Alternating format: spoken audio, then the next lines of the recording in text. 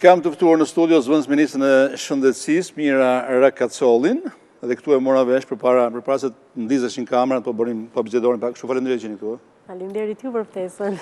Po bisedonim pak sepse gjithmonë kisha bërë përshtypje me emrin Rakacolli, me emër pak atipik. Bilon e kisha marrë për pjesëtarët në një komunitet jetnik këtu, po ju jeni shkodrane. Me origjinë, po, familja ime është me origjinë shkodrane, po. Sa me rake keni të theksoni me origjinë, jo sot, po me origjinë. Duket sur Shkodra e sot me ju trëm që ka bëjë? Jo, fare. Jo, unë e kam për krenari që kam familjen shkodrane. Edhe im shoqë shkodrani, kështu që Shkodrën e kemi për zemër. Shkodrën të gjithë e kam për zemër, që të gjithë. Zonja zëvendës ministre, do flasim pak për të situatës sepse është rikrijuar drama lidhur me Covid-19. Nuk e di, ju e prisni këtë gjë? Po. Ne e pristim që të kishte në rritje të numrave, sepse është normale që mbas një mbyllje të tillë mekanike, kur numrat ishin të ulët, sepse pjesërisht edhe virusi ishte kufizuar brenda mureve, ne me hapjen, edhe është normale dhe gjithmonë me hapjen do të ndodhin rritjet e numrave, dhe kjo ishte edhe një nga arsyet që u zgjat edhe gjendja e fatkeqësisë natyrore, sepse të mos harrojmë në fund të prillit, kur u zgjat gjendja e fatkeqësisë natyrore, ne kishim numra të ulët. Dhe kur propozuam zgjatjen e gjendjes së fatkeqësisë natyrore, edhe opozita parlamentare dhe parlamentare pati vërejtje për këtë gjë. Dhe ne argumentuam që ne presim rritjen e numrash dhe kjo është arsyeja.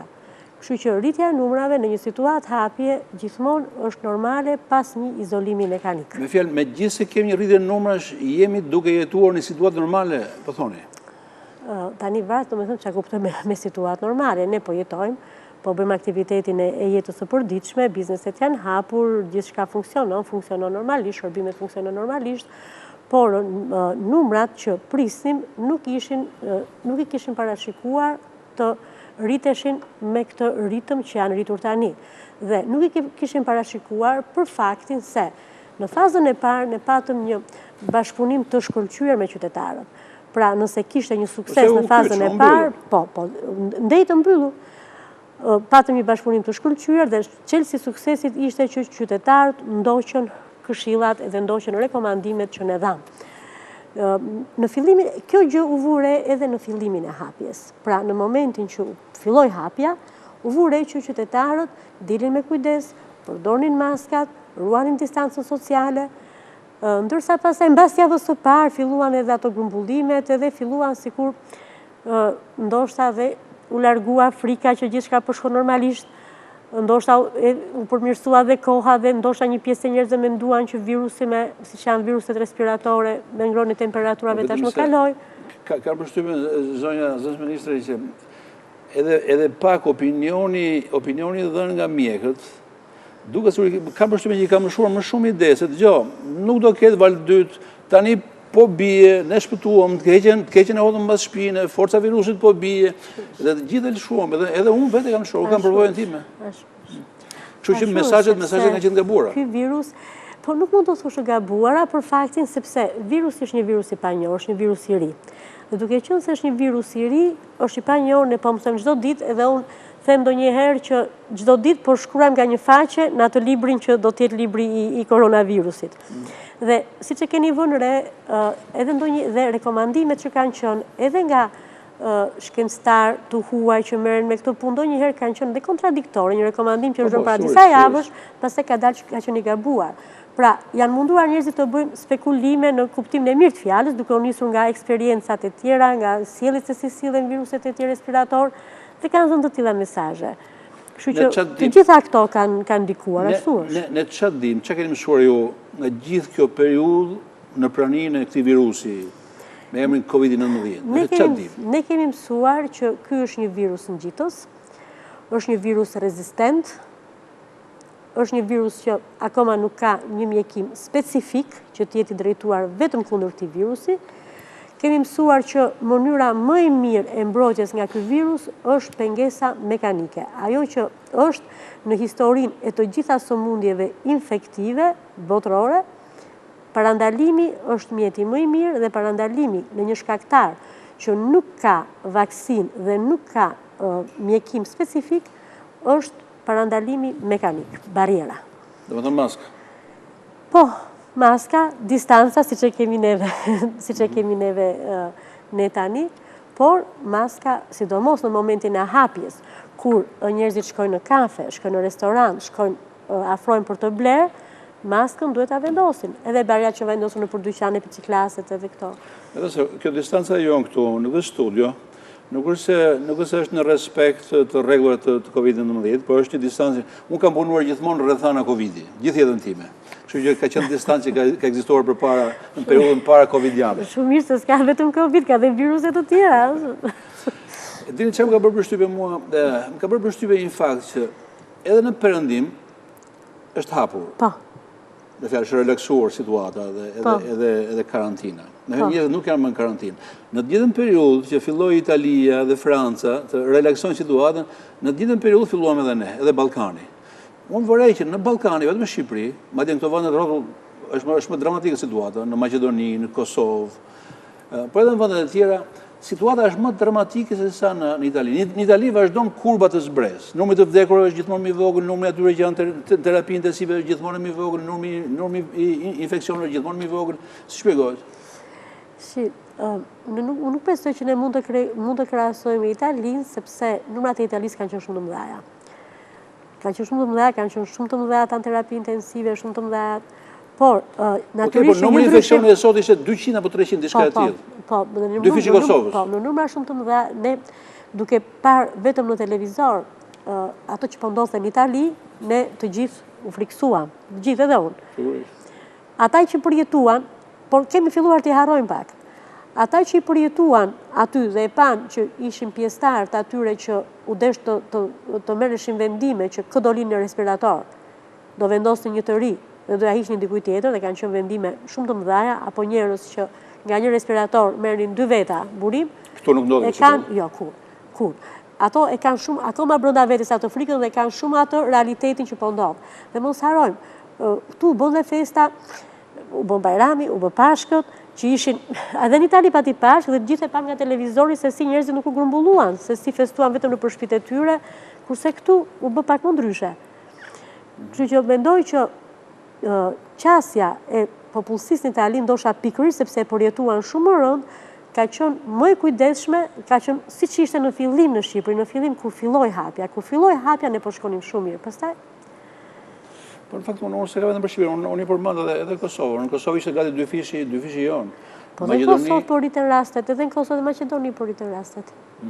Kështu që prandaj them në Itali dhe në disa, prandaj them që kjo ka të bëjë një çik edhe me anën personale, me mënyrën se si e gjykojmë personalisht, se si jemi formuar personalisht ta përjetojmë një situatë. Po prapë nga disa mjekë vazhdohet që okej, numri infeksioneve është i madh, po tani virusi nuk e ka virulencën që ka pasur, i ka rënë forca. Shiko, janë spekulime, nuk kanë bazë shkencore. Ka disa artikuj të Italisë, por shumë në Itali që thuhet që ka rënë virulenca, por mjekësia një çik nuk është shkencë saktë dhe duhet që ke bazuar në evidencë. Ka dhe artikuj të cilat thonë që nuk ka, u tha që virusi në verë, në rritjen e temperaturës, u tha që virusi do të fashitet. Nuk ndodhi.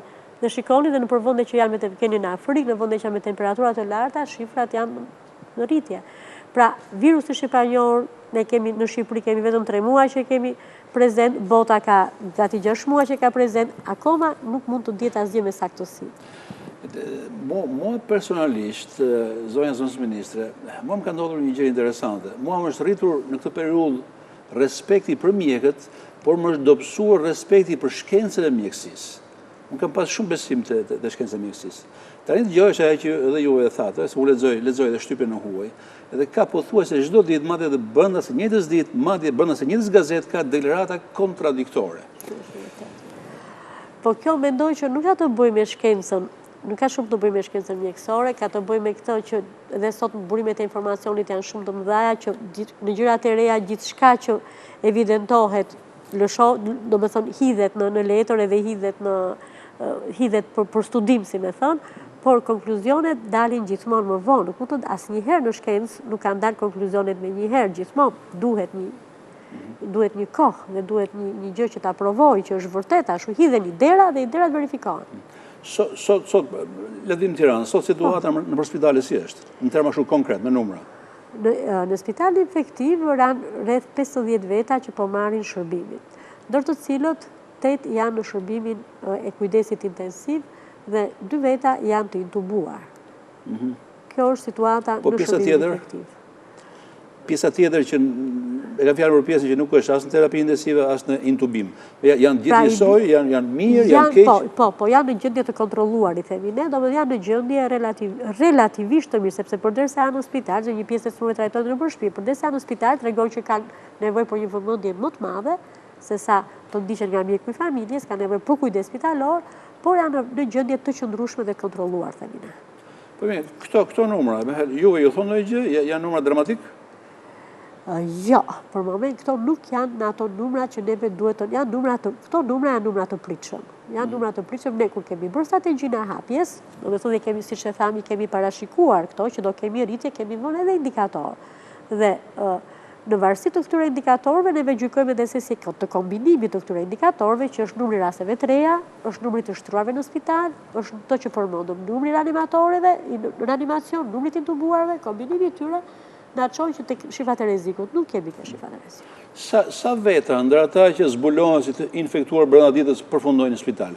Ato nuk janë në gjendje t'ju a them tamam, sepse gjithmonë... Po sot ishin 80 infeksione, pak a shumë 84, diçka e tillë. Ishin 82 raste. Tash një pjesë e njerëzve janë asimptomatik dhe domethënë janë vetëm që janë mbartës të virusit dhe nuk kanë shenja dhe janë rreth 50%. Rreth 50% janë që nuk kanë shenja, por që janë zbuluar pikërisht nga hetimi epidemiologjik duke ditur që kanë kontakt me një person që ka rezultuar pozitiv për virusin.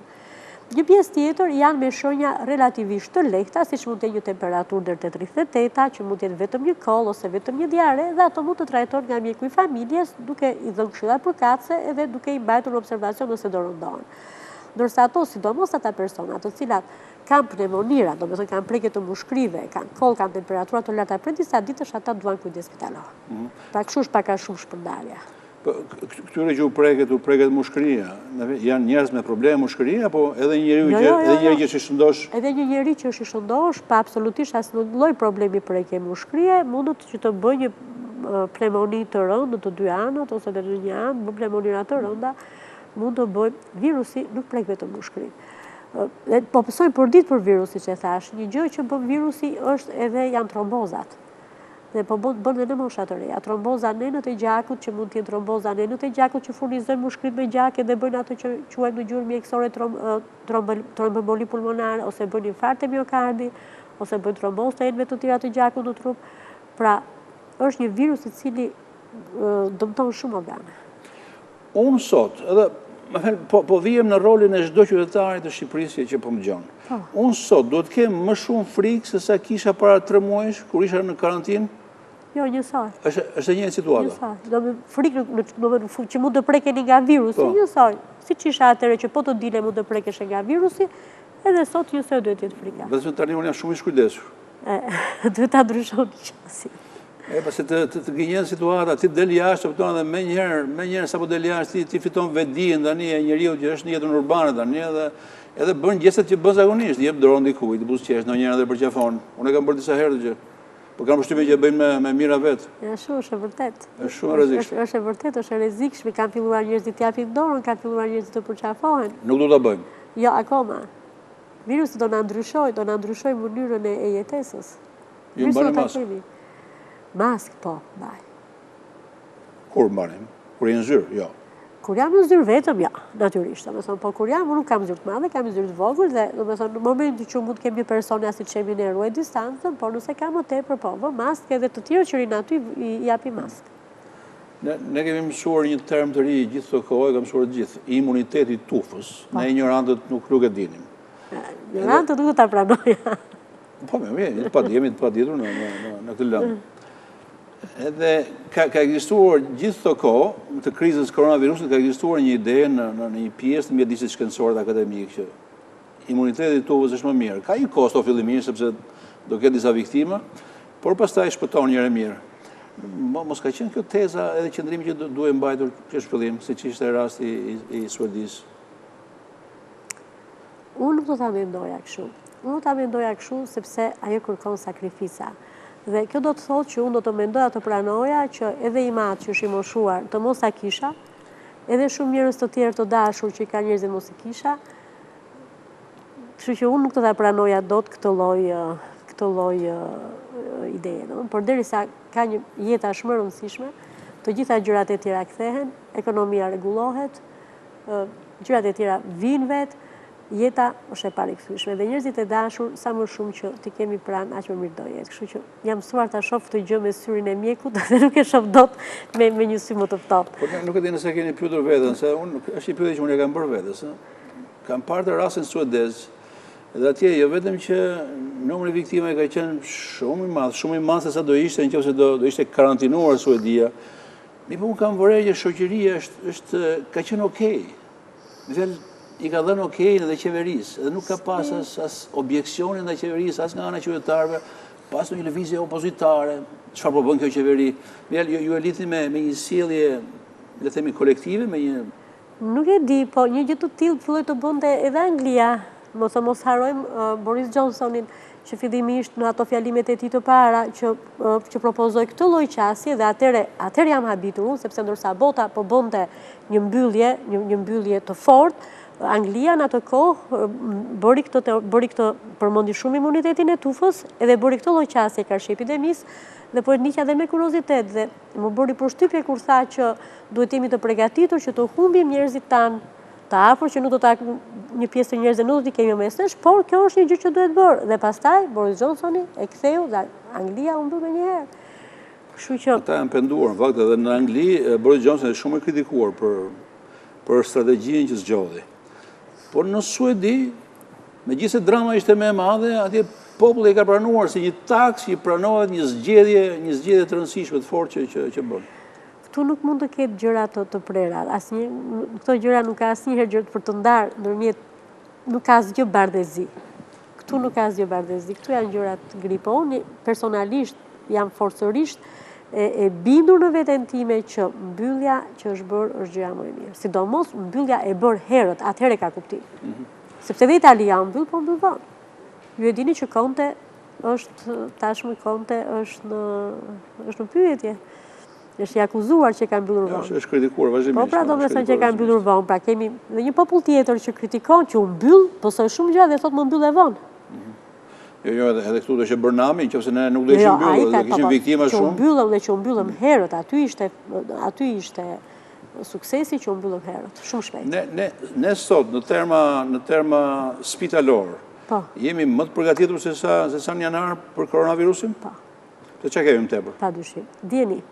Kemi më tepër dieni për virusin, kemi më shumë dieni, kemi më shumë eksperiencë se si është virusi.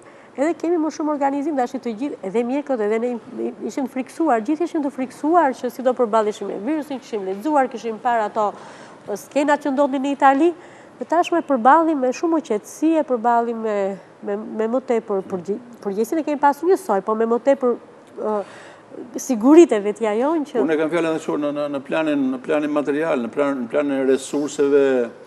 Nuk e di, kam parë, sot nuk është një lajm që erdhën disa aparatura. Po, erdhën respirator, po. Respirator. Ne nuk kemi vuajtur mungesën, për fat të mirë, ne nuk e kemi vuajtur mungesën e materialeve mbrojtëse apo të pasjes së aparaturave. Nuk kemi vuajtur sepse ishim, domethënë vërtet në Shqipëri, neve kur kishte filluar akoma epidemia, kur ne përgatiteshim për këtë dhe shikonim edhe numrat, neve kishim rreth 200 respirator. Dhe nuk u përdorëm, dhe ju e dini se sa veta u ashtu. 200, po, 200 një Shqipëri në kishim. Ndërsa tani duke mos e ditur se dhe filluam të përgatiteshim që duke parë se çfarë ndodhte të kërkonim të blinim më tepër, blem rreth 100 respirator të tjerë, kemi bler monitor, kemi bler mjaft gjëra, por fatmirësisht ato që ne i kishim nuk i përdorëm edhe ato që ne i kishim stok. Ne poshtojmë stokun. Sot janë 300 respirator. Po. Dhe sa përdoren për këtyre? Në respirator do drejt janë vetëm 2. Vetëm 2? Po. Kështu që ato mbeten stok? Ato janë. Kur them unë 200 respirator, them 200 respirator në gjithë Republikën. Po them në gjithë Republikën, jo në spitalin infektiv. Okej, pra, po nga gjithë kjo masë përdoren vetëm 2. Nga 300 përdoren 2. Po, vetëm 2. Dhe nëse kriza e koronavirusit nuk ekziston më, nesër mëngjes ikën, ato do mbeten stok, nuk përdoren më. Respiratorët nuk përdoren vetëm për koronavirusin, prandaj janë dhe 200, sepse përdoren për shumë smundje. Respiratorët përdoren në çdo lloj smundje e cila shkakton ato që ne mjekët e quajmë insuficiencë respiratorë, se pa mjaftueshmëri. Pra kur njeriu nuk mund të marrë dot frymë, kryesisht për shkak të dëmtimit të mushkërive, kryesisht. Dhe sëmundje të tilla ka plot, kështu që njerëzit i përdorin. Plus respiratorët përdoren edhe në ndërhyrjet kirurgjikale, kur do të rish për një farë kohë në frymëmarrje të drejtuar, përdoren për shumë gjëra. Mund të ndodhë që ne të rikarantinohemi? Me këtë dalë një urdhër i qeverisë? Nuk e besoj të gjë. Problemi është që ne mund të ndodhi ndonjë lloj kështu rikarantinimi i vetvetishëm, se nëse njerëzit do sëmuren, do të thonë rikarantinë do të thonë më fut brenda ose do mbyllet biznesi familjar, se do sëmuret gjithë familja, pa i thënë qeveria që mbyllu. Nuk do shkojnë njerëzit për administrata sepse do smuren. Pra nëse njerëzit nuk i ndjekin rregullat dhe vazhdojnë me këtë lloj, atëherë do ndodhi një karantinim kështu nga smundja dhe do karantinohemi të smur, jo të shëndetshëm. Do jetë karantinim vullnetar. I detyruar, pra, por jo nga qeveria. I bërë nga vetja, vet karantinimi i menduar, i parandalu, nëse që mund të parandaloj, dhe kjo është më e keqja. Unë vetë këto ditë e kam menduar ti që. Po. Ta mbyllë emisionin ca kohë, sepse kur gjoj 80, se ne ishim mësuar me shifrat ulta infeksionesh, por kur gjoj 80, dhe nesër me siguri do të qemi i madh, alarmi është goxha i madh në kokën e njeriut. Alarmi është për të thënë që, shiko, sepse u tha që nuk ka kohë, virusi s'ka ekzistuar, u mbyllëm kot, kostoj madh ekonomisë, imagjino sa do kishte ndodhur, po duke qenë tani, imagjino sa do kishte ndodhur që në fillim, po këto shifra do kishin shumë të mëdha, po mos ishin mbyllur në fillim. Tashi, unë them që numrat HPRH janë të kontrolluara. HPRH janë të kontrolluar, por ne jemi akoma në kohë që të kontrollojmë situatën, sepse nëse vazhdojmë me këtë, pastaj le të mbyllemi sa të duam, po jemi akoma në kohë që ne po i bëm ato udhëzimet, siç kemi thënë, përdorim maskash, distancim fizik, higjenë personale, disinfektim, duart, ato etiketën e të kolliturit, atëherë besoj që do jemi siç ishim përpara, do vazhdojmë jetë normal, do bëjmë plazh, do vazhdojmë turizmin. Unë jam pak më pesimist se ju, sepse unë vorrej që njerëzit janë shkujdesur. Unë i thashë që unë kam qenë i friksuar nga ky virus, edhe me tu hapur, me të dalë nga karantina, më kapi edhe mua shkujdesja. Edhe përfitoren të tjerë që mund të jenë më të shkujdesur se unë nga natyra e tyre. Po besoj që me po vërre edhe një rritje eksponenciale. Unë jam gati të bë bastë me ju që nesër do jetë më e madhe se sa sot. Që jo, këtë drejt, nuk e di, domethënë, po them që këtë drejt për mënyrën e rritjes, për këtë po them, por kemi parasysh një gjë që efekti i masave, domethënë, efektet duken mbas një jave. Pra nëse fillojmë të korrigjojmë sjelljen tonë sot, efekti pozitiv do duket mbas një jave. Efekti këtyre numrave negativ është fakti i shkujdesjes së 2 javë përpara, i grumbullimeve shkujdesjes të 2 javë përpara. Pra, sepse do një kohë inkubat që të shfaqen shenjat, virusi ka një kohë inkubacioni, që maksimalisht shkon 2 javë. Pra, asnjëherë nëse unë infektohem sot nesër jam mirë. Do minimumi 5 ditë që unë të filloj mos ndjehem mirë, do rreth 1 javë që unë të kem shenja të shkoj të... Ju lidhni me do manifestimet politike? Jo vetëm. Po vetëm se unë kam parë edhe në Perëndim, sidomos tani që bëhen të manifestimet e mëdha pas vrasjes atij robit me ngjyrë në Amerikë. Në Angli ka pas manifestimet shumë kudo në gjithë Evropën, por nuk është se ka pas rritje të numrit të infeksioneve. Ka pas. Apo verifikohet? Ka pas. Jo, në Itali kam përrejtë. Po në Itali s'ka pas grumbullime kështu të mëdha. Kudo që ka grumbullime, po thash, nuk është vetëm ajo. Natyrisht ato kanë pasur peshën e vet, por nuk kanë vetëm ato. është një qasje e përgjithshme. Kush i merr vendimet në Shqipëri në këtë situatë? Vendimet natyrës. Okej, ne shohim kryeministin që del dhe artikulon gjërat. Ai flet në emër të një grupi njerëzish profesionistë, apo janë shpiket vetët? Jo, në asnjë mënyrë kryeministi është shumë i kujdesshëm dhe ka kërkuar vazhdimisht mendim të ekspertëve. Mendim të ekspertëve, të një komiteti ekspertësh që është ngritur në bazë të ligjit të sëmundjeve infektive, që ka konsultuar, përveç atyre ekspertëve që ka konsultuar ekspertët më të mirë të vendit, dhe njëkohësisht jemi përveç rekomandimeve që kemi marrë nga OBSH-ja, vetë kryeministri është konsultuar edhe me specialistë të Institutit Robert Koch në Gjermani. Kështu që vendimet e kryeministrit kanë qenë gjithmonë të diskutuara dhe të rekomanduara nga ekspertët. Unë kam vërej që këtu është imituar edhe pak modeli italianës, sapo qeveria italiane merrte vendim me në argun e pak orëve, sot nesër merr e njëjti vendim në Shqipëri.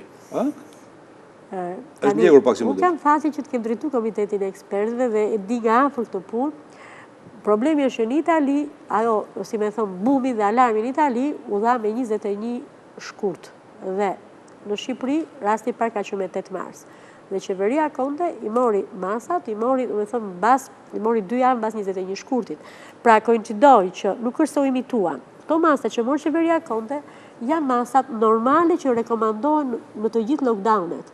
Në të gjithë ato të smundjeve infektive janë këto masa, mbyllet e shkollat edhe kopshet ne kemi mbyllur që përpara se të dilte rasti i parë. Keni ndonjë mesazh të rëndësishëm? Megjithëse mesazhi ishte ai që thatë, duhet të lajmëruar. Mesazhi i rëndësishëm është ai që të vazhdojmë të bashkëpunojmë ashtu siç ishim në fillim. Të vazhdojmë të besojmë që ka një grup njerëzish që janë të përgjegjshëm dhe ato këshillat që japin janë këshillat e përgjegjshme dhe janë këshillat e vetme që po t'i zbatojmë, të vazhdojmë të bashkëpunojmë që t'ja dalim. Dhe po të vazhdojmë të bashkëpunojmë në këtë moment, patjetër që do ja dalim. Shumë faleminderit ju. Faleminderit ju. Mirë, kjo ishte biseda që unë bëra me zotëministrin e Shëndetësisë, Mira Rakacollin. Duhet më dashur kohë që të bën familjar me të mbiemër. Është mbiemër i vështirë, Po, e kam pas problem gjithmonë në shkollë. Biseda tjetër do të jetë me Blendi Gonxhen dhe do të flasim për marrëdhënien që ne sot kemi me komunizmin. Ka marrë shkas nga një polemik që Blendi Gonxhen ka pas në media sociale, një polemik, nuk e di, nuk më duket as elegante si polemik, por si të qoftë argumenti që ndron, argumenti i rëndësishëm. Marrëdhënia që ne shqiptarët kemi me komunizmin, me regjimin komunist gjatë